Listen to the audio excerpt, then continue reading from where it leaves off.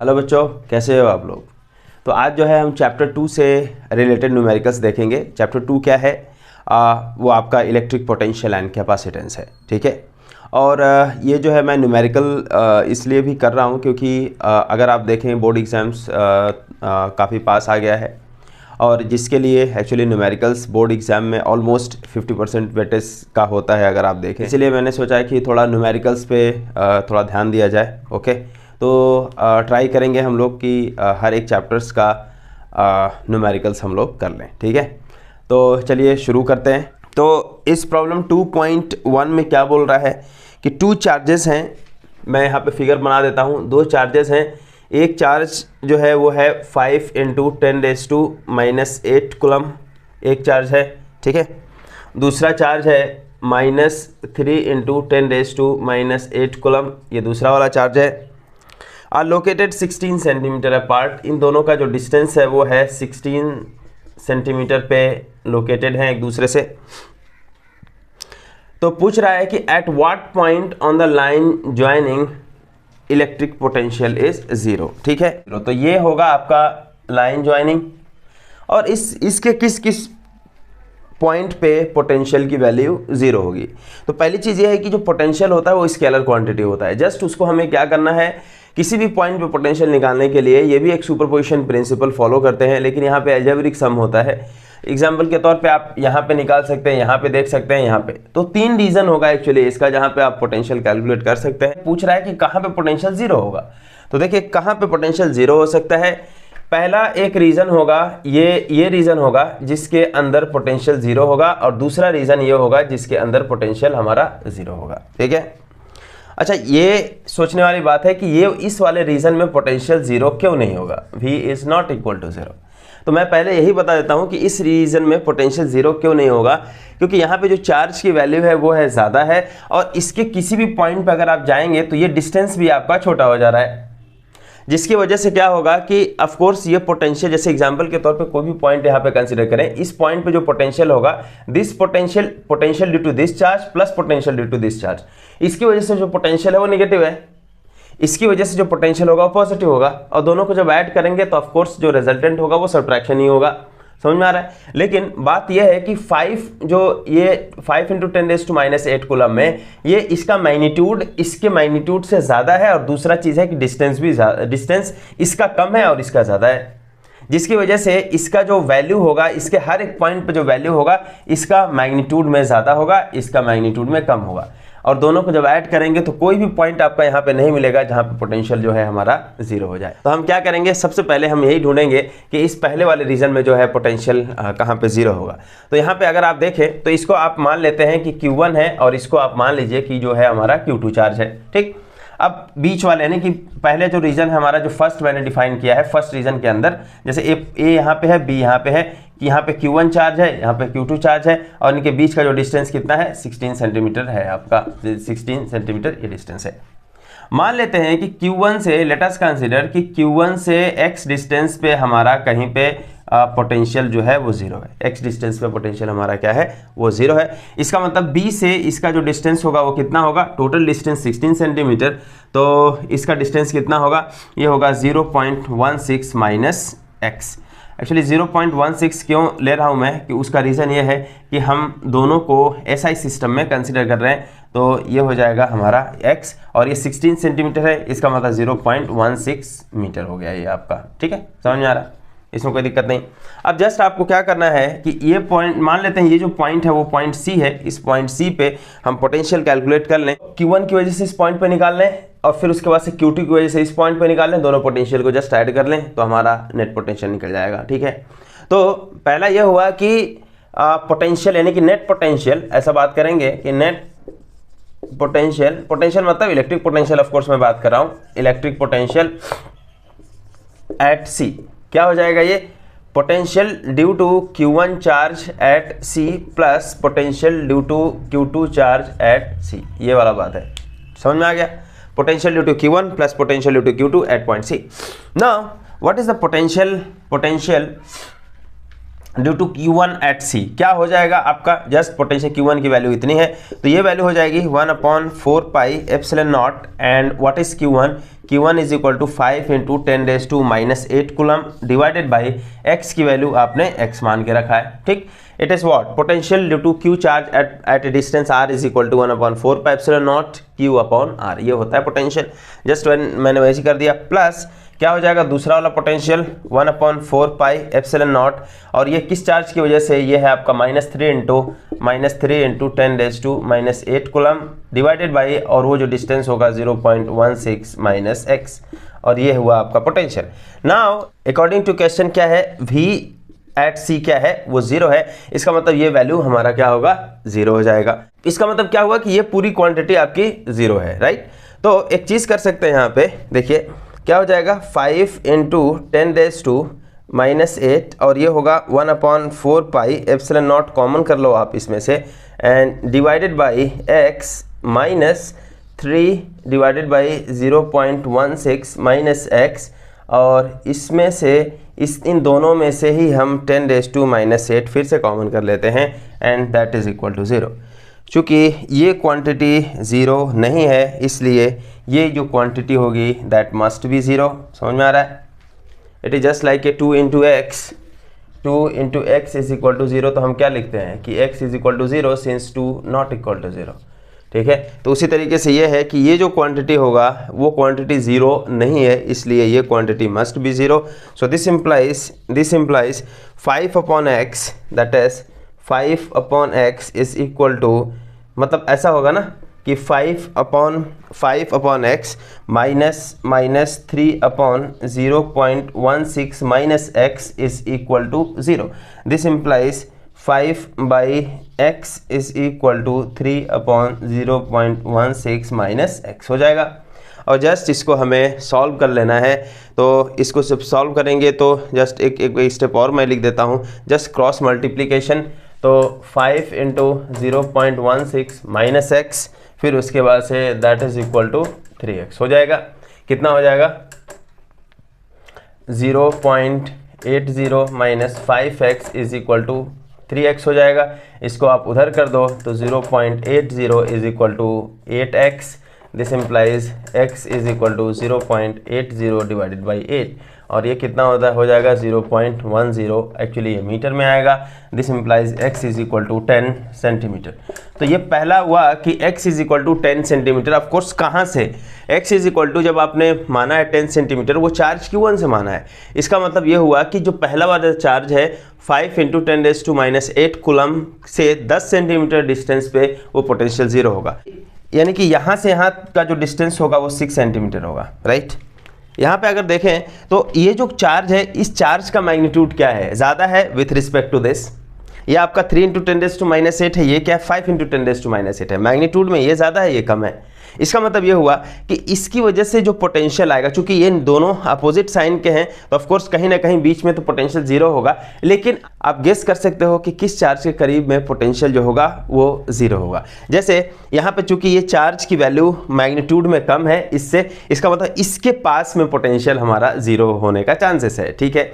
तो उसका यहाँ पे आप देख भी सकते हैं कि पूरा डिस्टेंस इन दोनों का 16 सेंटीमीटर है, लेकिन ये जो जहाँ पे पोटेंशियल 0 हो रहा है वो पॉइंट एक्चुअली जो -3 इंटू 10⁻⁸ कूलम है, मतलब जो चार्ज छोटा है उसके पास में वो पोटेंशियल हमारा 0 है, ठीक है। अगर अब मैं यही बात करूं, अगर ये -5 इंटू 10⁻⁸ कूलम होता तो एग्जैक्टली आप गेस कर सकते हो कि अगर ये +5 इंटू 10⁻⁸ कूलम या -5 इंटू 10⁻⁸ कूलम, तो एग्जैक्टली ये मिडल में आ जाता। समझ में आ रहा? अब हम बात करेंगे कि हमारा जो दूसरा वाला जो चीज़ है कि और कहाँ पे पोटेंशियल 0 हो सकता है।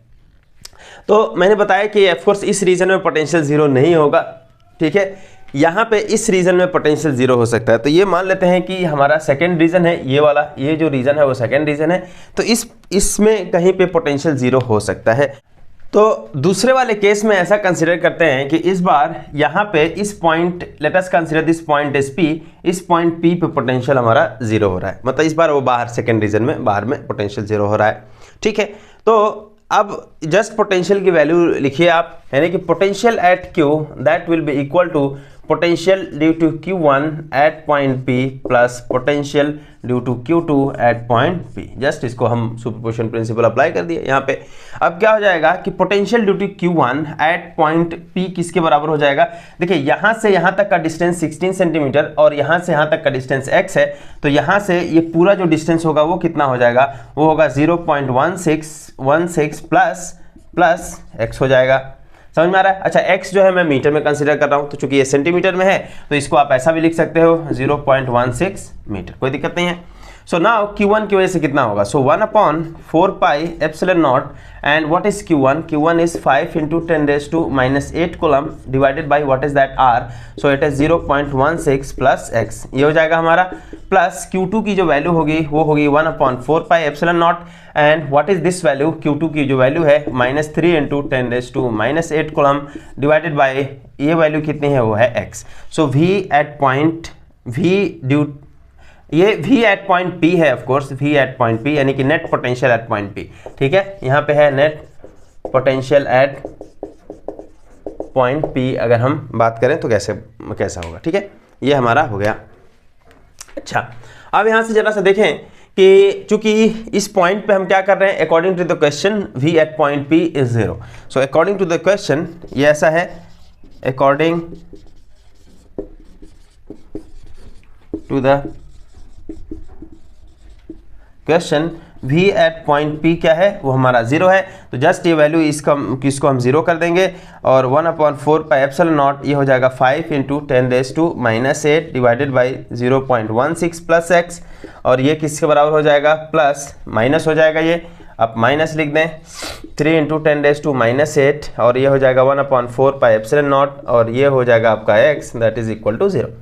अब इसमें से आप देखें तो 10⁻⁸ यहाँ पे कॉमन कर सकते हैं, नहीं, तो 10⁻⁸ कॉमन करेंगे तो ये आपका हट जाएगा और ये भी आपका हट जाएगा, ये भी आपका हट गया और ये भी।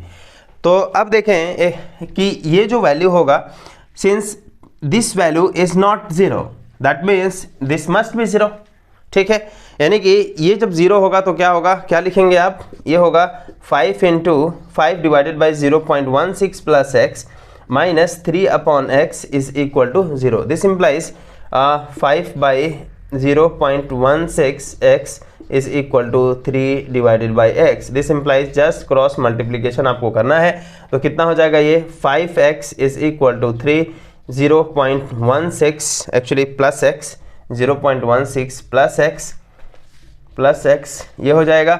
Now if you multiply this what is that, 5x is equal to 0.48 right, और ये कितना हो जाएगा, ये हो जाएगा आपका 3x राइट। सो नाउ यहाँ पे क्या हो जाएगा, 3x को आप इधर ट्रांसफर कर दें तो क्या हो जाएगा, 5x minus 3x is equal to 0.48 हो जाएगा। तो ये कितना हो जाएगा, एक्चुअली 2x आएगा, तो 2x is equal to 0.48 that is x is equal to 0.48 divided by 2 that means what 0.24। इसका मतलब ये हुआ कि x is equal to 24 centimetre यहाँ से 0 होगा, यानी कि ये सिचुएशन कैसा बनेगा, ये हमारा चार्ज Q1 है, ये हमारा चार्ज Q2 है, यहाँ से यहाँ तक का जो बीच है वो है 16 सेंटीमीटर और यहाँ से यहाँ तक क्या है, x की वैल्यू है 24 सेंटीमीटर यहाँ से, यानी कि यहाँ से यहाँ तक का जो टोटल डिस्टेंस होगा वो कितना हो जाएगा 40 सेंटीमीटर। तो इससे Q1 से 40 सेंटीमीटर और Q2 से 24 सेंटीमीटर पे इस पॉइंट पे हमारा पोटेंशियल क्या होगा, 0 होगा, ठीक है। अब हम देखते हैं problem 2.2। A regular hexagon of side 10 centimetre has a charge 5 microcoulomb at each of its vertices, calculate the potential at the centre of the hexagon. तो ये हमारा क्वेश्चन है कि इसका एक रेगुलर हेक्सागन है, मतलब जिसमें 6 साइड्स होते हैं, हर एक साइड का वैल्यू दिया गया है कि इट इज 10 सेंटीमीटर, तो 10 centimetre side, each vertices has charge 5 microcoulomb, ये दिया हुआ है 5 माइक्रोकूलम है। Then find out the potential at this distance और the centre of this hexagon. तो यानी कि हमें पोटेंशियल एट पॉइंट O हमें निकालना है कि पोटेंशियल हमारा क्या होगा, इसको कैसे फाइंड आउट करेंगे। देखिए चूंकि ये हेक्सागन है और ये एक साइड आपका 10 सेंटीमीटर है, अगर आप बात करें कि इसका जितना भी एंगल होगा वो कितना होगा, सभी जो एंगल होंगे वो क्या होंगे, सभी जो एंगल होंगे वो हमारे 60 डिग्री के होंगे,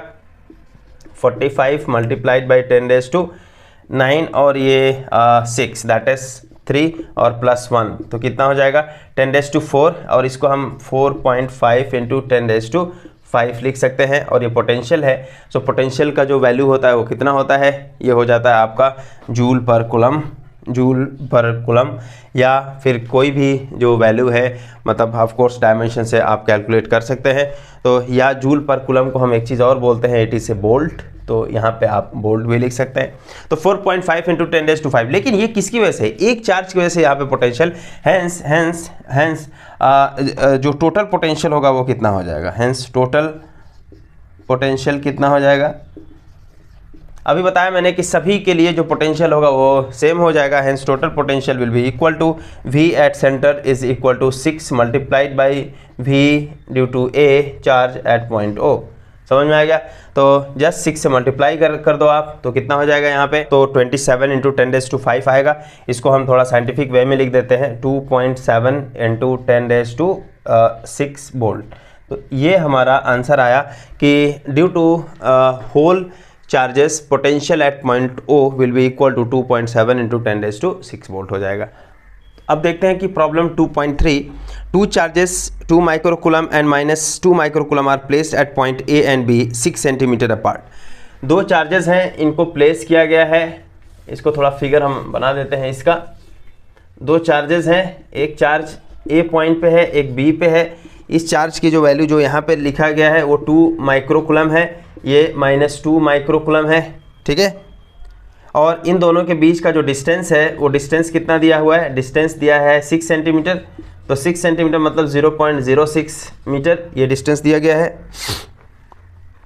तो पहला जो इसमें प्रॉब्लम है, पहला जो फाइंड आउट करना है वो क्या करना है, identify an equipotential surface of the system. ये equipotential surface find out करना है, और जो बी है वो क्या है, what is the direction of the electric field at every point on this surface. कैसे हम फाइंड आउट करेंगे, देखिए तो पहला तो यह है कि इक्विपोटेंशियल सरफेस निकालना है। तो इक्विपोटेंशियल सरफेस क्या होता है, इक्विपोटेंशियल सरफेस होता है कि ऐसे सरफेस जिस पे हमारा हर एक पॉइंट पे जो पोटेंशियल हो सेम हो, उसको हम बोलते हैं इक्विपोटेंशियल सरफेस। ये 2 माइक्रोकूलम है, ये -2 माइक्रोकूलम है, कहाँ पे पोटेंशियल जो है सेम होगा, कहाँ पे पोटेंशियल सेम होगा। मेरे ख्याल से अगर आपने इलेक्ट्रिक डाइपोल पढ़ा होगा तो इलेक्ट्रिक डाइपोल में उसका जो आपका मिड पॉइंट होता है, इक्वेटोरियल लाइन जो होती है, उसके हर एक पॉइंट पे आपका पोटेंशियल जो होता है वो क्या होता है, वो आपका सेम होता है। Same in the sense actually zero होता है। तो जीरो मतलब जीरो भी सेम ही हो गया, हर एक पॉइंट पे अगर पोटेंशियल जीरो है दैट मीन्स वो सेम हो गया। तो वहाँ तो हम लाइन की बात करते थे कि एक लाइन पे आपका पोटेंशियल आपका क्या हो रहा है, जैसे इसका इक्वेटोरियल लाइन मतलब इसके मिड पॉइंट से एक आप लाइन बना दें, इसके मिड पॉइंट से एक लाइन बना दें, इस लाइन पे हमारा पोटेंशियल क्या होगा, इस लाइन पे हमारा जो पोटेंशियल होगा वो आपका जीरो होगा, इसके हर एक पॉइंट पे पोटेंशियल जीरो होगा। तो लेकिन ये बोल रहा है कि पोटेंशियल सरफेस ड्रॉ करना है, ये तो लाइन हुआ, सरफेस ड्रॉ करना है, 2D आपको फिगर ड्रॉ करना है। इसका मतलब क्या हुआ कि इस इक्विपोटेंशियल सरफेस मतलब अगर हम ड्रॉ करना चाहें तो इसके मिड पॉइंट से मतलब ये हुआ कि ए और बी जो लाइन है उसके मिड पॉइंट से होता हुआ हम एक प्लेन ड्रॉ करें और वो प्लेन इसके ए और बी के परपेंडिकुलर हो। मतलब ये हुआ कि जो इक्वेटोरियल, बेसिकली आप ऐसा बोल सकते हैं कि जो इक्वेटोरियल प्लेन होगा वो आपका एक इक्विपोटेंशियल सरफेस होगा, जहाँ पे हमारा पोटेंशियल की जो वैल्यू होगी वो क्या होगी, जीरो होगी। इसका मतलब ये ऐसा हो जाएगा कि ये आपका कुछ यूं टाइप का होगा, equipotential surface will be like this, right. तो ये हमारा इक्विपोटेंशियल सरफेस होगा जिसके हर एक पॉइंट पे हमारा क्या होगा, पोटेंशियल की जो वैल्यू होगी वो आपकी जीरो हो जाएगी, ठीक है। तो मैंने ये कैसे लिखा इसका आंसर इक्विपोटेंशियल सरफेस का, कि a plane perpendicular to line AB and passing through its midpoint where potential will be zero, that is the equipotential surface। तो ये क्या होगा, हमारा equipotential surface होगा। समझ में आ गया, ये equipotential surface हो गया। दूसरा जो क्वेश्चन है इसमें वो क्या पूछ रहा है, दूसरा क्वेश्चन ये है कि इसका जो पॉइंट, हर एक पॉइंट होगा वहाँ इलेक्ट्रिक फील्ड का डायरेक्शन क्या होगा। तो यस, इलेक्ट्रिक फील्ड का तो डायरेक्शन होगा ही, क्योंकि इलेक्ट्रिक फील्ड जीरो नहीं होगी। तो इलेक्ट्रिक फील्ड का डायरेक्शन आपका मतलब जो है कैसा होगा, अभी आप देखें, जस्ट किसी एक पॉइंट को कंसीडर कर दें, ये पॉइंट को कंसीडर कर ले रहे हैं। इस पॉइंट पे इलेक्ट्रिक फील्ड का डायरेक्शन क्या होगा, ए की वजह से जो इलेक्ट्रिक फील्ड का डायरेक्शन होगा वो आउटवर्ड होगा, बी की वजह से जो इलेक्ट्रिक फील्ड का डायरेक्शन होगा वो आपका उसी की तरफ होगा, -q चार्ज की वजह से। जैसे अगर आपके पास +q चार्ज है, इससे r डिस्टेंस पे कोई पॉइंट है, इलेक्ट्रिक फील्ड का डायरेक्शन आउटवर्ड, -q चार्ज की वजह से इलेक्ट्रिक फील्ड का डायरेक्शन मान लेते हैं इस पॉइंट पे इनवर्ड। इसका मतलब क्या हो जाएगा कि यहाँ पे -q चार्ज है, इस पॉइंट पे इलेक्ट्रिक फील्ड का डायरेक्शन इस डायरेक्शन में होगा, यहाँ पे a चार्ज है, a की वजह से इस पॉइंट पे इलेक्ट्रिक फील्ड का डायरेक्शन आउटवर्ड हो जाएगा। तो अगर आपने इसको ऐसा किया कि late us consider this is x axis, this is y axis and this is z axis, तो इसका मतलब ये हुआ कि जो इलेक्ट्रिक फील्ड का जो डायरेक्शन होगा वो क्या होगा, वो आपका x एक्सिस के ही डायरेक्शन में होगा। अच्छा, क्या हर एक पॉइंट पे इलेक्ट्रिक फील्ड का डायरेक्शन x एक्सिस के ही डायरेक्शन में होगा? मतलब देखने से आप ऐसा बोल सकते हो जैसे किसी भी पॉइंट पे अगर हम कंसीडर कर लें तो इस पे जो इलेक्ट्रिक फील्ड का डायरेक्शन है वो तो इधर है, लेकिन बी की वजह से जो इलेक्ट्रिक फील्ड का डायरेक्शन होगा वो क्या होगा, इधर, और जो नेट इलेक्ट्रिक फील्ड होगा वो हमेशा एक्स एक्सिस के ही डायरेक्शन में। तो इक्विपोटेंशियल सरफेस पे जो इलेक्ट्रिक फील्ड का जो डायरेक्शन होगा वो किस डायरेक्शन में है, एक्स एक्सिस के। सबसे इंटरेस्टिंग बात ये होती है कि इक्विपोटेंशियल सरफेस पे इलेक्ट्रिक फील्ड हमेशा सरफेस के परपेंडिकुलर होता है। तो ये जो सरफेस है वो क्या है, ये सरफेस एक्चुअली ए बी जो लाइन है उसके परपेंडिकुलर है। अगर आप यहाँ से देखें तो ये जो सरफेस होगा वो आपका YZ प्लेन में होगा, YZ प्लेन में होगा, और एक्स एक्सिस के जो डायरेक्शन में वो होगा इलेक्ट्रिक फील्ड का डायरेक्शन। समझ में आ गया, नहीं आ गया, कि direction of electric field will be perpendicular to the surface and pointing along x axis. ठीक है, ये आंसर एक्चुअली हो गया आपका। ओके, प्रॉब्लम 2.4 देखिए जरा। ए spherical conductor of radius 12 centimetre, एक स्फेरिकल कंडक्टर है, इसका जो रेडियस है वो कितना है, रेडियस जो है वो आपका 12 सेंटीमीटर है, सेंटर मान लेते हैं C है। तो इस पे जो चार्ज दिया गया है वो कितना दिया गया है, जो चार्ज Q जो है वो दिया हुआ है, charge Q is equal to 1.6 into 10⁻⁻7 coulomb, ये चार्ज दिया गया है, जो कि इसके ऊपर यूनिफॉर्मली डिस्ट्रीब्यूट किया गया है।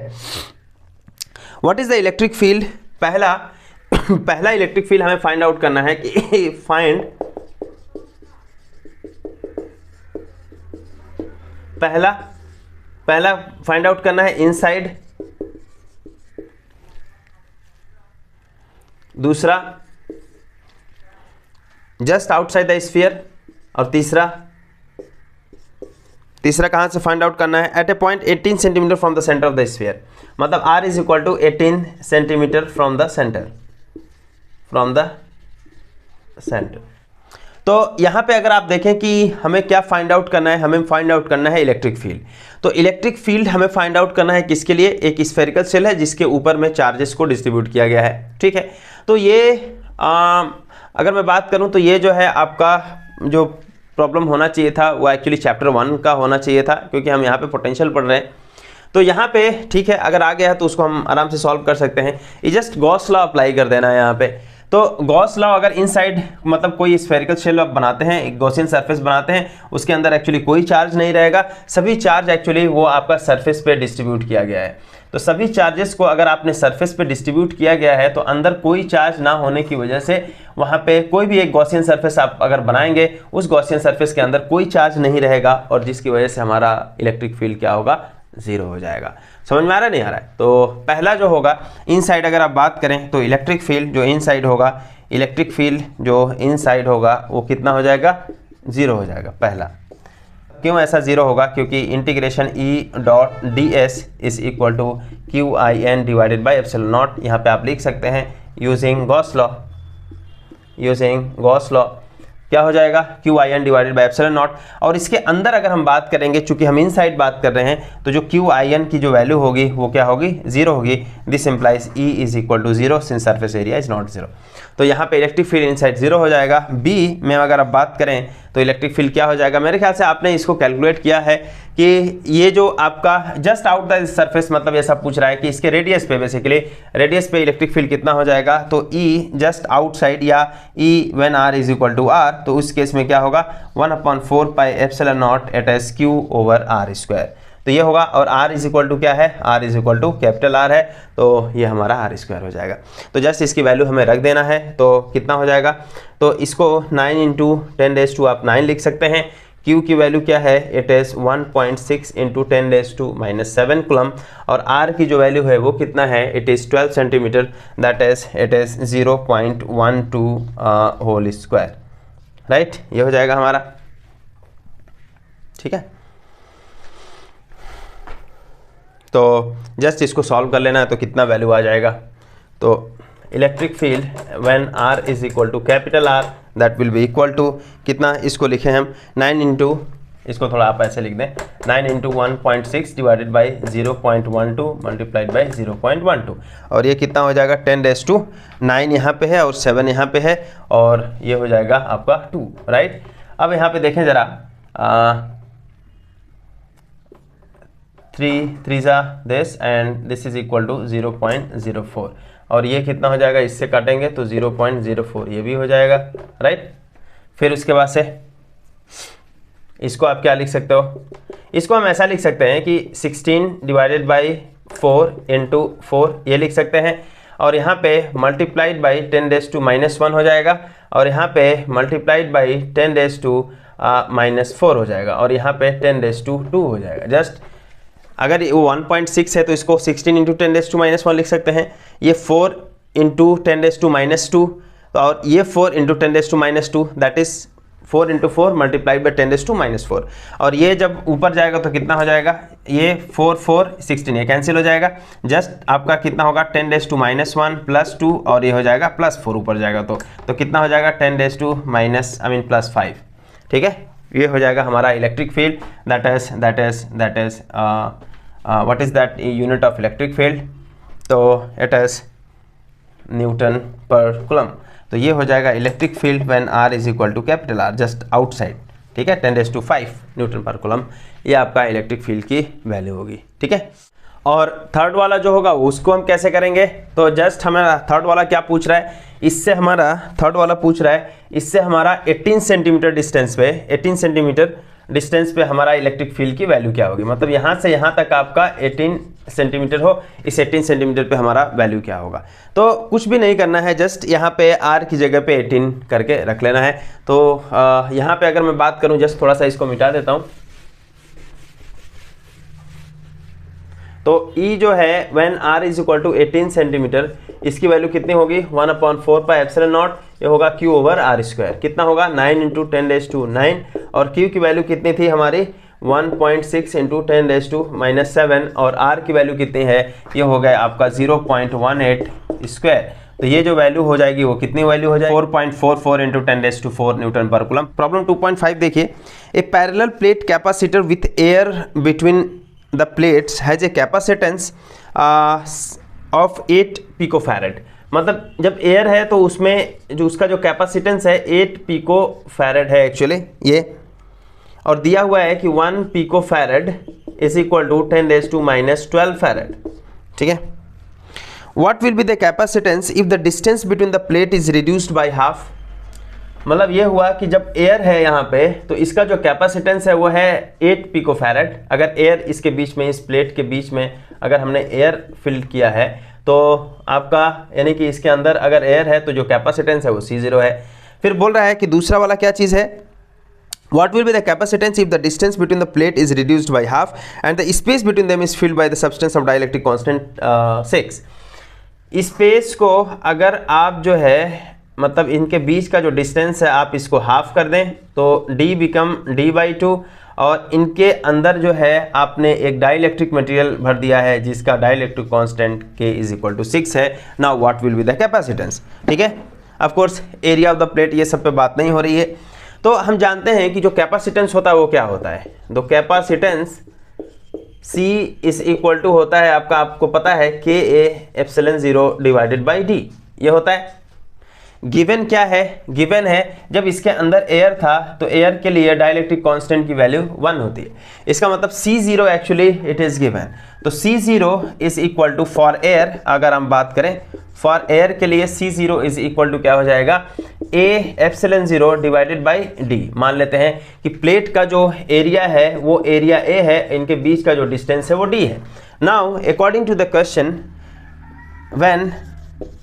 when the distance is reduced by half and dielectric constant K is equal to 6, having dielectric constant with value K is equal to 6 is filled in between the space. Now when the distance between the plate is reduced by half and a dielectric material having K is equal to 6 has been filled. So in this case what will be the capacitance? Let us consider the capacitance becomes C, then this value will be equal to Ka∈0 divided by D, right? But here D become D/2 and K is equal to 6.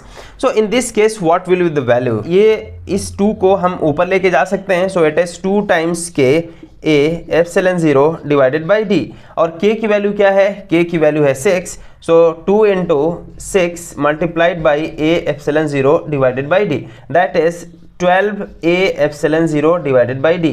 Now from equation 1 A∈0 by D is equal to C0, so that means C जो capacitance होगा वो कितना हो जाएगा 12 multiplied by C0, that means जो air के अंदर जो कैपेसिटेंस की वैल्यू थी उससे 12 टाइम्स बढ़ जाएगा। ठीक है, तो कितना हुआ, ये हमारा दिया हुआ है कि 12 मल्टीप्लाइड बाई 8 पिकोफैरेड, तो कितना हो जाएगा, ये हो जाएगा 96 पिकोफैरेड। तो या तो आप ऐसा लिख दें 96 पिकोफैरेड, या फिर उसके बाद से अगर आपको लिखना है तो आप लिख सकते हैं 96 इंटू 10⁻⁻12 फैरेड, और you can write 9.6 into 10⁻⁻11 farad. So इसकी ये आपकी मर्जी, ये आप लिखो या तो ये लिखो, दोनों सही है। ठीक है, प्रॉब्लम नंबर 6 बोल रहा है कि 3 capacitors each of capacitance 9 picofarad are connected in series. ठीक है, 3 कैपेसिटर्स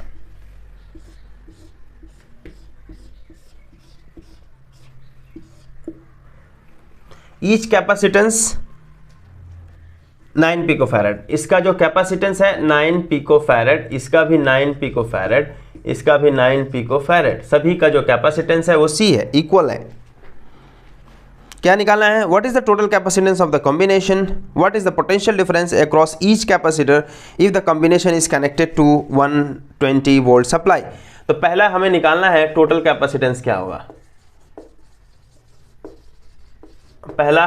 दूसरा निकालना है कि अगर इसको हम 120 वोल्ट सप्लाई से अगर इसको कनेक्ट कर दें, then what is the potential, find the potential on each capacitor, find the potential on each capacitor. ठीक है, तो इसका सोल्यूशन कैसे निकालेंगे, इसका आंसर कैसे लिखेंगे। देखिए, ये पहली बात तो सीरीज में दिया हुआ है, तो टोटल जो कैपेसिटेंस हो जाएगा वो कितना हो जाएगा। Let us consider C be the combination capacitance of the combination और equivalent capacitance, then since it is connected in series, hence C series में क्या हो जाता है capacitance, 1/c is equal to 1/c1 plus 1/c2 plus 1/c3। That means 1/c is equal to 1/9 plus 1/9 plus 1/9। ठीक है, बाद में पिको फैरेड लगा लेंगे तो कितना हो जाएगा ये, this implies 3/9, this implies 1/3, that means c is equal to 3 picofarad. तो ये हमारा हो जाएगा c is equal to 3 picofarad. ये हो गया।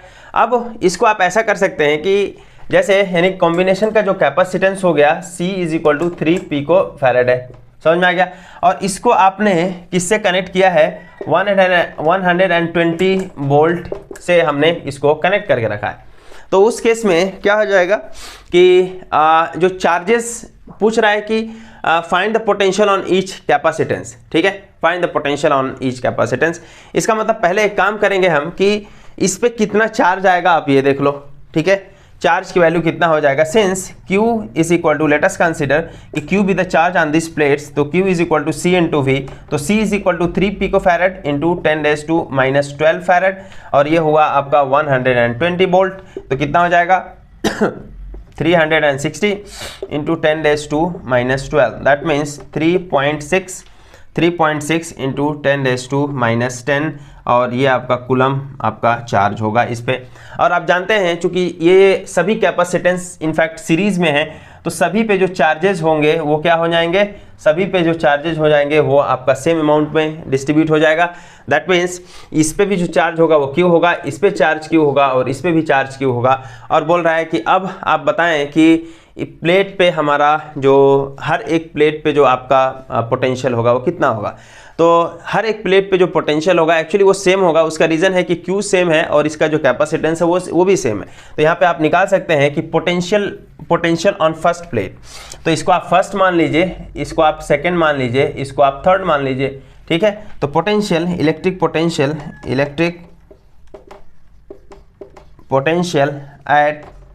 Eight capacitor 1, electric potential at capacitor 1। तो इलेक्ट्रिक पोटेंशियल जो होगा वो किसके बराबर हो जाएगा, तो V इज इक्वल टू होता है आपका Q/C। तो इस केस में V1 is equal to Q/C1 because Q is same for each capacitor. So Q की वैल्यू कितनी हो गई, एक्चुअली यही वैल्यू है 3.6 into 10⁻⁻10 coulomb divided by C की वैल्यू कितनी है, capacitance 9 picofarad. So it is 9 into 10⁻12 farad. इसको अगर ऊपर लेके जाएंगे तो ये 0.4 इंटू 10⁻, ये -12 प्लस 12 हो जाएगा minus, that is 2। This implies V1 is equal to 4, actually ये 40 हो जाएगा, right. So V1 is equal to 40 volt. तो ये हमारा हो गया कि V1 is equal to 40 volt. अब आप देखें कि 120 से अप्लाई किया था और ये आपका 40 वोल्ट यहाँ पे है, इसका मतलब ये 40 वोल्ट पे होगा। ऑफ कोर्स ये भी 40 वोल्ट हो जाएगा और ये भी 40 वोल्ट, और यानी कि इन सभी का जो कॉम्बिनेशन है वो कितना है 120 वोल्ट। तो 40 40 40 दैट इज 120। समझ में आ गया नहीं आ गया। प्रॉब्लम 2.7 एक्चुअली एग्जैक्टली अभी 2.6 के ही तरह है। इसमें दिया है कि 3 कैपेसिटर ऑफ कैपेसिटेंस, यहाँ पे वैल्यू है, मान लेते हैं 3 कैपेसिटर हैं यहाँ पे।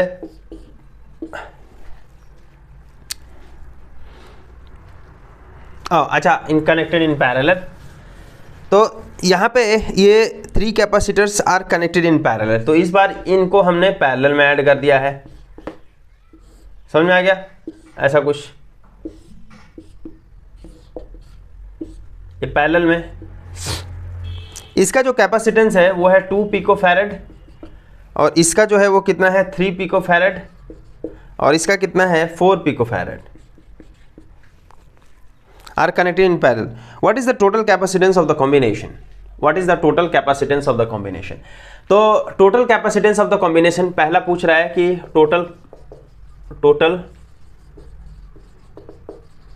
कैपेसिटेंस ऑफ द कॉम्बिनेशन, और बी क्या पूछ रहा है, determine the charge on each capacitor if the combination is connected to 100 volt supply. अगर कॉम्बिनेशन को 100 वोल्ट सप्लाई से अगर आपका जोड़ दिया जाए then what will be the charges on each capacitor. तो find out charges on each capacitor, इसको आप कैसे फाइंड आउट करोगे, ठीक है।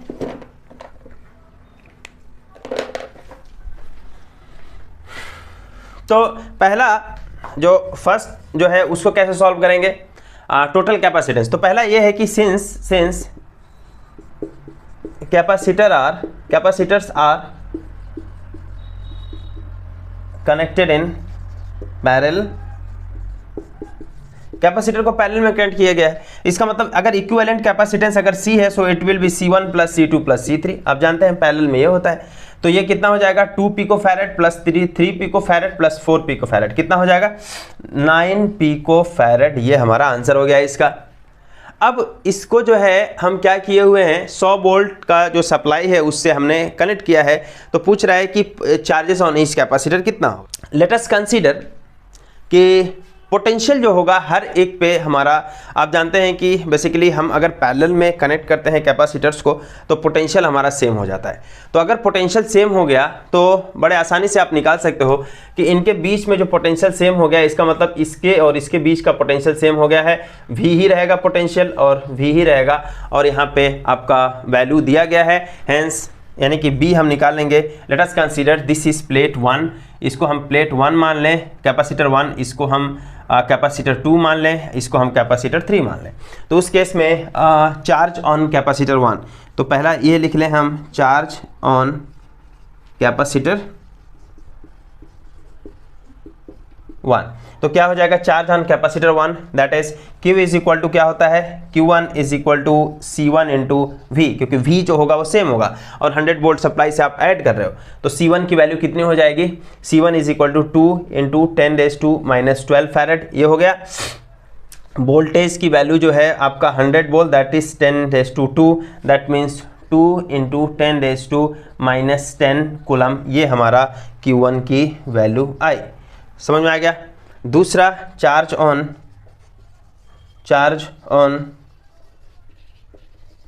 कैपेसिटर 2, इसकी वैल्यू क्या हो जाएगी, let us consider Q2 and Q2 will be equal to what, and ये just capacitance C2 into V हो जाएगा। तो C2 इस केस में 3 पिकोफैरेड है, तो 3 पिकोफैरेड मतलब 3 इंटू 10⁻12 मल्टीप्लाइड बाई कितना 10⁻², और ये कितना हो जाएगा 3 इंटू 10⁻10 कूलम। समझ में आ गया। सिमिलरली जो चार्ज ऑन कैपेसिटर 3 होगा, चार्ज ऑन, ये अगर हम बात करें कैपेसिटर 3, चार्ज ऑन कैपेसिटर 3 कितना हो जाएगा, Q3 is equal to C3 into V। तो C3 जो है वो कितना है, वो है 4 पिकोफैरेड 10⁻⁻12 और V की value 10⁻², that is 4 into 10⁻⁻10 coulomb, ये हुआ Q3 की वैल्यू। समझ में आ रहा नहीं आ रहा, Q3 की वैल्यू इतनी। अच्छा, इसको एक्चुअली यही हमें फाइंड आउट करना है लेकिन क्या हम इसको किसी तरीके से वेरीफाई कर सकते हैं कि हमारा जो आंसर है वो सही है? तो यस, वेरीफाई कर सकते हैं। कैसे वेरीफाई कर सकते हैं, टोटल कॉम्बिनेशन का जो, अच्छा इसका वेरिफिकेशन जस्ट मैं बता रहा हूं, आपके खुद के सेटिस्फेक्शन के लिए है। ये अगर कैपेसिटेंस जो है, पूरा कैपेसिटेंस कितना है आप देखो, पूरा कैपेसिटेंस जो है वो आपका 9 पिकोफैरेड है, यानी कि 9 पिकोफैरेड इसका पूरा कॉम्बिनेशन है, और इसको आपने 100 वोल्ट की सप्लाई आपने देके रखा। उस केस में इस पे जो टोटल चार्ज होगा वो कितना हो जाएगा, Q is equal to C into V, C is equal to 9 picofarad into 9 into 10⁻⁻12 farad, और ये आपका 100 वोल्ट दैट इज 10⁻², तो ये हो जाएगा 9 इंटू 10⁻⁻10 कूलम। ये आपका टोटल चार्ज हुआ एक्चुअली। अब देखें कि इंडिविजुअल चार्जेस, यानी कि यहाँ से टोटल चार्ज डिस्ट्रीब्यूट होगा Q, और इस पे मान लेते हैं Q1 जा रहा है, इस पे आपका Q2 जा रहा है, इस पे आपका क्या जा रहा है, Q3 जा रहा है। इसका मतलब Q must be equal to Q1 plus Q2 plus Q3, that means Q will be equal to Q1 plus Q2 plus Q3 होगा। क्या यहाँ पे वो चीज़ सेटिस्फाई हो रही कि नहीं?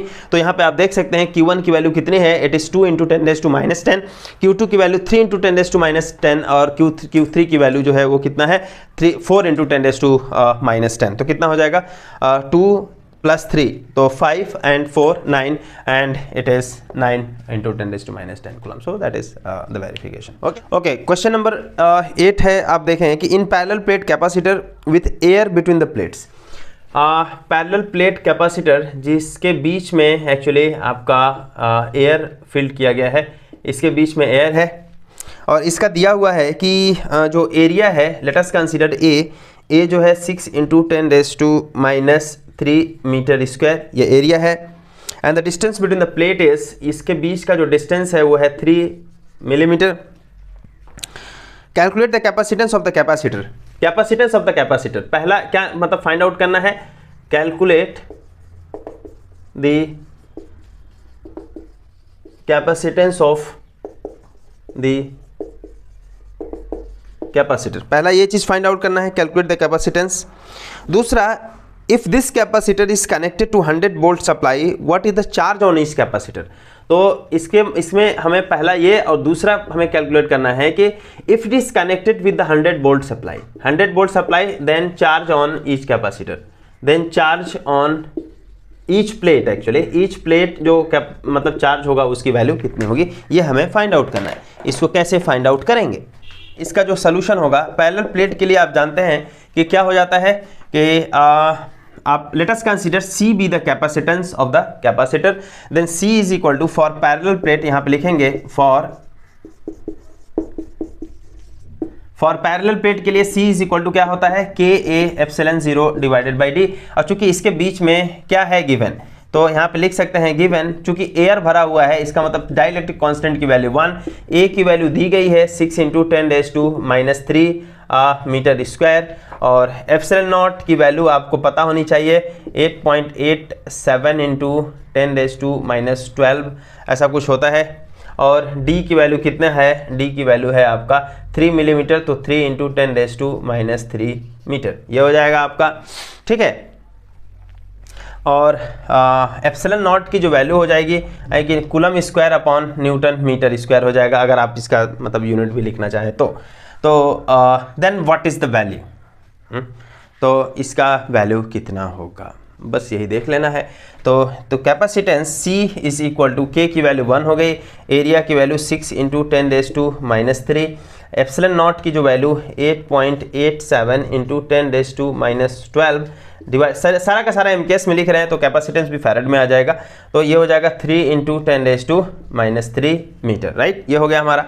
तो यहाँ पे अगर देखें तो 3 कैंसिल हो गया और फिर उसके बाद से 10⁻³ तो ऊपर जाएगा, 10⁻+3 हो जाएगा, 10⁻³ इससे कैंसिल हो गया, तो आंसर कितना हुआ, this implies C is equal to 2 से जस्ट मल्टीप्लाई कर दो आप, C की जो वैल्यू होगी वो कितनी होगी 1.77 आप लिख सकते हो इंटू 10⁻11 फैरेड। अगर इसी प्लेट को बोल रहा है कि अगर आप 100 वोल्ट सप्लाई से अगर आप जोड़ दें तो चार्जेस ऑन ईच कैपेसिटर कितना होगा, तो बेसिकली मान लेते हैं कि जो चार्ज हो रहा है वो कितना हो रहा है, चार्ज आपका Q हो रहा है, तो आप जानते हैं since Q is equal to C × V होता है, राइट। तो किसी की वैल्यू दिया है 1.77, अभी हमने कैलकुलेट किया 10⁻11 फैरेड, वोल्टेज की वैल्यू कितनी है 10, राइट, यही है ना 10 स्क्वायर, क्योंकि 100 वोल्ट से सप्लाई से जो मतलब कनेक्ट कर रहे हैं तो ऑफ कोर्स इसको आप 100 भी लिख सकते हो, तो 10⁻², तो कितना हो जाएगा 1.77 × 10⁻9 एक्चुअली कूलम, ये हमारा Q की वैल्यू होगी, ठीक है। तो इसमें जो प्रॉब्लम 2.9 है एक्चुअली ये आपका जो 2.8 है उससे ही रिलेटेड है। देखिए क्या बोल रहा है कि explain what would happen if the capacitor given in the exercise 2.8 a 3 mm thick mica sheet of dielectric constant 6 were inserted between the plate। मतलब ये एक मिका शीट है जो कि आपका 3 मिलीमीटर थिक है और उसका dielectric constant K is equal to 6 है। इनफैक्ट 3 मिलीमीटर है, इसका मतलब प्लेट का जो D डिस्टेंस है वो भी तो आपका 3 मिलीमीटर है। इसका मतलब ये हुआ कि पूरे के पूरे को हमने क्या किया है, एक मिका शीट से आपका इंसर्ट किया हुआ है मिका शीट से, ठीक है, और उसका डाइलेक्ट्रिक कांस्टेंट 6 है। तो पूछ रहा है कि they are inserted between the plates. पहला पूछ रहा है कि व्हाट वुड हैपन, यानी कि while the voltage supply remain connected. तो पहला ये होगा कि देखिए जब K is equal to 6, dielectric constant 6 को अगर आप इंसर्ट करेंगे उसके अंदर तो होगा क्या, इसका मतलब इसका जो कैपेसिटेंस होगा वो इंक्रीज कर जाएगा। तो हमने देखा था कि वो कैपेसिटेंस कितना इंक्रीज करता है, तो C इज इक्वल टू आपका होता है KC0, ये हमने पढ़ा हुआ है, इसके पहले भी क्वेश्चन हमने किया था। तो KC0 ये इंक्रीज कर जाएगा। तो C0 की वैल्यू कितनी होती है, तो C0 की वैल्यू एक्चुअली यही है, K इज इक्वल टू 1 के करस्पॉन्डिंग एक्चुअली यही एयर के केस में होता है। तो कैपेसिटेंस की वैल्यू हमने निकाला था कि 1.77 इंटू 10⁻², तो ये होगा 1.77 into 10⁻⁻11 farad multiplied by K की वैल्यू 6। तो C की वैल्यू कितनी हो जाएगी, तो बेसिकली जब इसको सॉल्व करेंगे आप तो 1.06 इंटू 10⁻10 ये फैरेड आपका ये कैपेसिटेंस आ जाएगा। तो देखिए कैपेसिटेंस चेंज हो गया, अगर कैपेसिटेंस चेंज हो गया और आपने इसको सप्लाई को आपने कनेक्ट ही करके रखा है तो फिर उसके बाद से उस पर चार्जेस भी आपके चेंज हो जाएंगे। तो कितना चार्ज चेंज हो जाएगा, तो ना अब जो चार्ज हो जाएगा Q is equal to C into V, और V की वैल्यू आपका 10 ही है, तो इसका मतलब C is equal to 1.06 into 10⁻⁻10 multiplied by 10⁻²। तो ये कितना हो जाएगा 1.06 इंटू 10⁻⁻8 आपका कूलम। अब जो है अमाउंट ऑफ चार्ज जो है वो कितना हो जाएगा, ऑफकोर्स अमाउंट ऑफ चार्ज बढ़ जाएगा क्योंकि कैपेसिटेंस आपका इंक्रीज हो गया है। कैपेसिटेंस इंक्रीज होने का मतलब हुआ कि आपका जो चार्ज स्टोरेज है वो बढ़ गया है, ठीक, क्योंकि कैपेसिटर एक चार्ज स्टोरेज डिवाइस है। आपने अगर उसका कैपेसिटेंस बढ़ा दिया और बैटरी को कनेक्ट ही रखा है तो इसका मतलब चार्जेस और आ जाएंगे। यहाँ पे आप देख सकते हैं कि ये जो है आपका 1.77 है तो ऑलमोस्ट 2 था, तो 2 से आपका बढ़ करके कितना हो गया है 10 हो गया है। तो ये आपका जो चार्ज का अमाउंट है वो आपका इंक्रीज हो चुका है, ठीक है। तो इसमें दूसरा वाला जो प्रॉब्लम बोल रहा है कि after the supply was disconnected what will happen. इसका मतलब यह हुआ कि मीका शीट को आपको इंसर्ट ही रखना है और सप्लाई डिस्कनेक्ट कर देनी है। इसका मतलब यह हुआ कि जो कैपेसिटेंस होगा बेसिकली वो क्या होगा, कैपेसिटेंस इतना हो जाएगा और जो चार्ज की वैल्यू थी अब चार्ज नहीं आएगी। उसका रीजन ये है कि आपने बैटरी को फिर से मतलब हटा दिया है, यानी कि यहां तक आप वैल्यू कंसीडर करेंगे। कैपेसिटेंस की वैल्यू इंक्रीज कर जाएगी लेकिन चार्ज की वैल्यू हमारा क्या होगा, जो पहले अमाउंट ऑफ चार्ज था उतना ही रहेगा क्योंकि आपने बैटरी को इस बार क्या किया है, हटा दिया है। तो उस केस में होगा क्या, वही देखेंगे हम। बैटरी अगर डिस्कनेक्टेड होगा तो जो चार्ज होगा वो पहले वाला ही चार्ज होगा क्योंकि आप उसको अब चार्जिंग का मौका ही नहीं दे रहे हो। कैपेसिटेंस तो बढ़ा दिया लेकिन बैटरी को डिस्कनेक्ट किया हुआ है, तो चार्ज जो होगा वो पहले वाला ही रहेगा 1.77 इंटू 10⁻⁻9 फैरेड, ठीक है। चार्ज की वैल्यू वही रहेगी, समझ में आ रहा है नहीं आ रहा है। और जो आपका कैपेसिटेंस है वो एक्चुअली बढ़ चुका है, तो 1.06 इंटू 10⁻⁻10 फैरेड ये हुआ है कैपेसिटेंस की वैल्यू, राइट। कैपेसिटेंस ये हमारा हुआ है। तो उस केस में जो पोटेंशियल होगा वो क्या होगा, तो पोटेंशियल बिटवीन द प्लेट्स क्या हो जाएगा, V इज इक्वल टू होगा आपका Q अपॉन C। तो Q की value 1.77 into 10⁻⁻9 divided by 1.06 into 10⁻⁻10। तो अगर इसको आप देखें तो ये कितना हो जाएगा 177/106 मल्टीप्लाइड बाई 10⁻⁻9 और ये हो जाएगा +10 दैट इज 10 हो जाएगा। तो ये कितना हुआ 1770 डिवाइडेड बाई 106। तो जब इसका आंसर कैलकुलेट करेंगे तो 16.7 वोल्ट एक्चुअली ये होगा वोल्टेज बिटवीन द प्लेट्स, ठीक है। ये हमारा हो गया। प्रॉब्लम 2.10 क्या है, एक 12 picofarad capacitor C is equal to 12 picofarad capacitor is connected to 50 volt battery. So voltage is equal to 50 volt battery से कनेक्टेड किया गया है। How much electrostatic energy is stored in the capacitor? That is energy stored in the capacitor we need to find. तो हम जानते हैं कि energy stored in the capacitor formula क्या होता है, equal to half C into V square. C की value कितनी है, यह है आपका 12 इंटू 10⁻⁻12 फैरेड और वोल्टेज कितना है 50 स्क्वायर, तो that is 50 multiplied by 50, right. ये कितना हो जाएगा 6 multiplied by 5 multiplied by 5 into 10⁻⁻12 into 10⁻2 कर सकते हैं क्या, 10 और 10 10⁻2 ये कितना हो जाएगा 150 into 10⁻⁻10 that is 1.5 into 10⁻⁻8 joule. तो ये आपकी एनर्जी हुई। तो energy stored in the capacitor will be 1.5 into 10⁻⁸ joule energy that will be stored in the capacitor. ठीक है, 2.11 में जो प्रॉब्लम है हमारा 600 picofarad capacitor is charge by 200 volt battery. तो C इज इक्वल टू है आपका 600 पिको फैरेड और वोल्टेज दिया गया है आपका 200 वोल्ट सप्लाई से कनेक्ट किया है। It is then disconnected from the supply and is connected to another. पहले तो इसको हम चार्ज कर रहे हैं, इससे चार्ज करने के बाद में इसको मैंने डिसकनेक्ट किया। डिसकनेक्ट करने के बाद में वो किससे जोड़े हुए हो आप 600 पिको फैरेड का अनदर कैपेसिटर है उससे ऐड किया। तो बोल रहे हैं कि how much electrostatic energy is lost. तो इस दौरान जो एनर्जी जो लॉस्ट होगा वो कितनी वैल्यू होगी। इनिशियली आपने जब कैपेसिटर को चार्ज किया उस केस में वो जो कैपेसिटर आपका है उस पे एनर्जी कितनी आई है। ठीक है, तो C इज इक्वल टू 600 है ना, तो इनिशियली जो एनर्जी होगी I इनिशियल जो एनर्जी होगा वो कितना हो जाएगा, हाफ CV², यही हो जाएगा। तो हाफ C की वैल्यू कितनी है, C की वैल्यू है आपका 600 picofarad that is 10⁻⁻12 farad और वोल्टेज की वैल्यू कितनी है 200 and square, right. So what is that, half 6 ये कितना हो जाएगा 10⁻10 एंड ये कितना हो जाएगा आपका 200 multiply by 200 that is 4 into 10⁻4 हो जाएगा कि नहीं हो जाएगा। ठीक है, ये 12 इंटू 10⁻6 और you can right 1.2 into 10⁻5 joule actually energy होगा। ठीक, इनिशियली ये एनर्जी है। फिर उसके बाद से ये बोल रहा है कि ये जो कैपेसिटर है जो फुली चार्ज कैपेसिटर था, ठीक, इस चार्ज कैपेसिटर को हमने क्या किया, दूसरे कैपेसिटर से कनेक्ट कर दिया जो कि अनचार्ज है, अनचार्ज कैपेसिटर है ये, और ये चार्ज कैपेसिटर है। तो इसको अगर हमने कनेक्ट कर दिया तो उसके बाद में बोल रहा है कि एनर्जी लॉस्ट कितना होगा। तो एनर्जी लॉस्ट निकालने के लिए आपको पहले एक चीज़ निकालना होगा कि देखिए इसका चार्ज है आपका, इसका कोई पोटेंशियल होगा या अनचार्ज कैपेसिटर। जब इसको हम इससे कनेक्ट करेंगे तो कुछ चार्ज का ट्रांसफ़र होगा, मतलब कुछ चार्ज का यहाँ पे ट्रांसफ़र होगा और वो ट्रांसफ़र कब तक होगा, वो ट्रांसफर जब तक इन दोनों का पोटेंशियल जो है कॉमन पोटेंशियल ना हो जाए, क्योंकि चार्ज एक्चुअली फ्लो तभी होता है जब पोटेंशियल डिफरेंस होता है।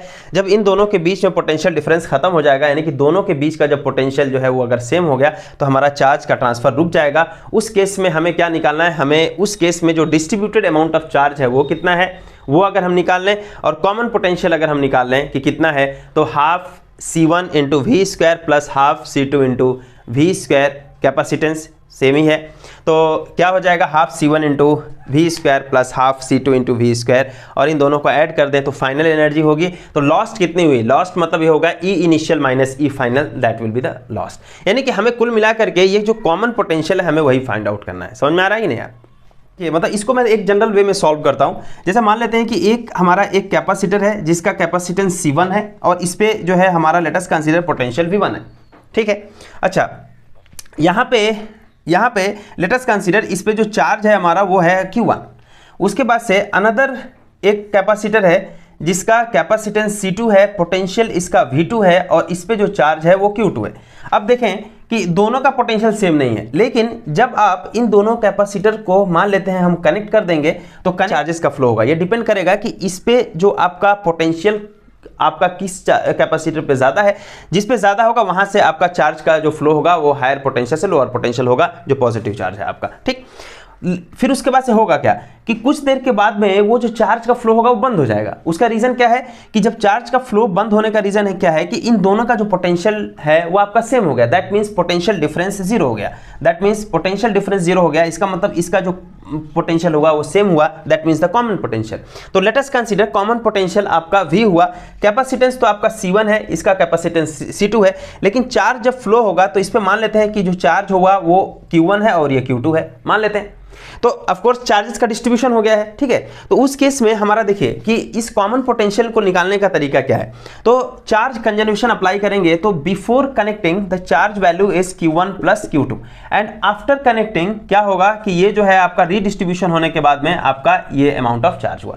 तो before connecting these capacitors this is the total amount of charge, that is q1 plus q2, and after connecting and when the redistribution is done, then in that case what will be the amount of charge? It is q1 plus q2. So before connecting and it is after connecting. So this is the conservation of charge, conservation of, ये क्या है आपका? conservation of charge. तो यहां पे since Q1 is equal to क्या होता है? C1 इंटू V1 और Q2 क्या होता है? C2 इंटू V2 और ये Q1 क्या हो जाएगा? C1 इंटू V, क्योंकि कॉमन पोटेंशियल हो गया है तो C1 इंटू V और Q2 क्या होगा? C2 into V। So this implies C1 plus C2, यहाँ पे कॉमन कर लेंगे, यहाँ पे V होगा, यहाँ पे C1 V1 और यहाँ पे क्या होगा? C2 V2। This implies V जो कॉमन पोटेंशियल होगा वो क्या होगा? C1 V1 plus C2 V2 divided by C1 plus C2। ये फॉर्मूला आपको याद रखना है।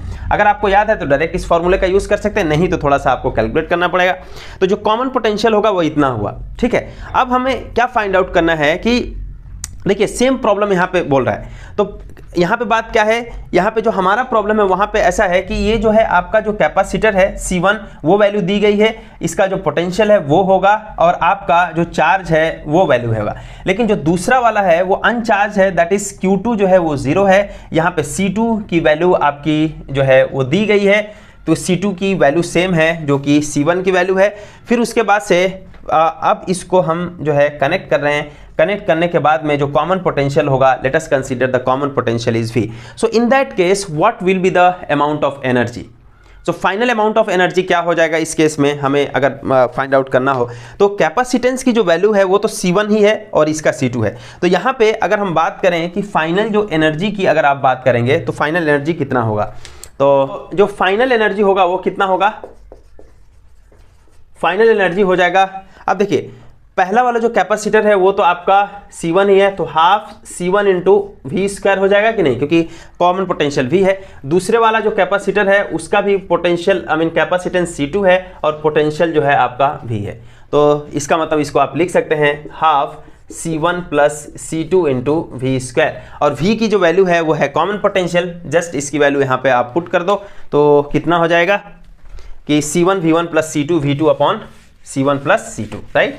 तो यहाँ पे जस्ट वैल्यू अगर हम पुट कर दें तो क्या हो जाएगा यहाँ पे देखिए, तो हाफ C1 प्लस C2 और ये किसके बराबर हो जाएगा? V square, that is C1 V1 plus C2 V2 ये whole square divided by C1 plus C2 whole square. स्क्वायर से ये cancel, so what is that? Half C1 V1 plus C2 V2 square divided by C1 plus C2, ये value हमारा हो जाएगा।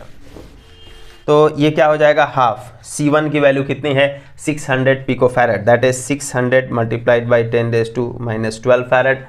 Voltage की value V1 जो वोल्टेज है वो कितना है? 200 volt, so that is equal to 200, right, plus C2 कितना है? C2 ऑफ कोर्स 600 पिकोफैरेड है इंटू 10⁻⁻12। लेकिन वोल्टेज क्या है? एक्चुअली वोल्टेज आपने कनेक्ट ही नहीं किया है, तो ये -12 और ये मल्टीप्लाइड बाई 0 हो जाएगा क्योंकि वोल्टेज है ही नहीं, और आप इसका स्क्वायर कर रहे हो और नीचे क्या है आपका? C1 plus C2। तो C1 कितना है? It is 600 plus 600 that is 1200 picofarad into 10⁻⁻12 picofarad, right. तो ये कितना हो जाएगा? ये तो आपका हट गया और आपके पास केवल यही बचा हुआ है। तो इसको आप कैसे लिख सकते हो? ये 12, ओके, तो इसको आप ऐसे लिखो हाफ, ये कितना हो जाएगा? 12 इंटू 10⁻², और 2 4 और ये हो जाएगा -8 इसका स्क्वायर, राइट, यही हुआ, डिवाइडेड बाई ये कितना हो जाएगा? 12 मल्टीप्लाइड बाई 10⁻⁻10। इसमें भी कोई समस्या नहीं है। तो ये वैल्यू कितनी हो जाएगी आपकी? जस्ट वैल्यू देख लेना है। तो ये होगा हमारा हाफ, ये होगा 12 multiplied by 12 multiplied by 10⁻⁻8 into 10⁻⁻8 square कर रहा हूँ जस्ट, और ये कितना है? 12 मल्टीप्लाइड बाई 10⁻⁻10। समझ में आ रहा है? तो कितना आंसर हो जाएगा? 12 से 12 कैंसिल हो जाएगा और ये हो जाएगा आपका 6, तो 6 इंटू 10⁻⁻16 और ये हो जाएगा +10। कितना हो जाएगा? 6 इंटू 10⁻⁻6, जूल। तो ये आपका मतलब फाइनल जो एनर्जी हुआ वो इतना हुआ। इसको आप उसी के टर्म में लिखते हैं जिस तरीके से हमारा यहाँ पे है। तो फाइनल एनर्जी कितना हो जाएगा एक्चुअली 0.6 इंटू 10⁻⁻⁵ जूल, ये आपका फाइनल एनर्जी हुआ। हेंस देन अभी आप देख सकते हैं कि एनर्जी लॉस्ट हुआ है कि नहीं, कि इनिशियल एनर्जी आपका 1.2 इंटू 10⁻⁵ है और फाइनल एनर्जी 0.6 इंटू 10⁻⁵ है। 10⁻⁵ सेम है। अब आप इससे कंपेयर कर सकते हैं कि 1.2 ज़्यादा है या 0.6। तो 1.2 ज़्यादा है यानी कि इनिशियल एनर्जी ज़्यादा थी, फाइनल एनर्जी कितनी हो रही है 0.6, यानी कि एनर्जी का लॉस्ट होगा। यस, तो लॉस्ट इन एनर्जी कितना होगा, लॉस्ट इन एनर्जी कितना होगा, ये हो जाएगा EF माइनस, सॉरी लॉस्ट अगर आप निकालेंगे तो EI माइनस EF होगा। तो ये हो जाएगा EI minus EF, that is equal to कितना हो गया ये आपका 1.2 into 10⁻⁵ minus 0.6 into 10⁻⁵। So what will be the answer, so answer will be equal to 0.6 into 10⁻⁵ joule energy का लॉस्ट होगा। ठीक है, तो इस वीडियो में हमने एक्चुअली जो चैप्टर 2 से रिलेटेड जितना भी न्यूमेरिकल था एक्चुअली हमने एक्सरसाइज का प्रॉब्लम कर लिया है। और एक्चुअली इसको मैं इसीलिए कर रहा हूँ क्योंकि मतलब जो है एग्ज़ाम भी काफ़ी करीब आ रहे हैं, तो न्यूमेरिकल्स आप लोगों ने प्रैक्टिस किया नहीं है, तो मैं जहाँ तक समझ रहा हूँ, तो इसलिए जो है इसको मैं थोड़ा ट्राई करूंगा कि एटलीस्ट सभी चैप्टर्स का हमारा न्यूमेरिकल हो जाए। तो ये हमारा चैप्टर 2 का न्यूमेरिकल एक्चुअली ख़त्म हो गया है, तो इसको आप प्लीज़ रिवाइज़ करें। ये आपका NCERT का जो एक्सरसाइज प्रॉब्लम है वही इसका सोल्यूशन है। तो आपको अगर ये वीडियो पसंद आया तो प्लीज़ अपने फ्रेंड सर्कल में भी आप शेयर करें और सब्सक्राइब करें मेरे चैनल को। And thank you very much for watching.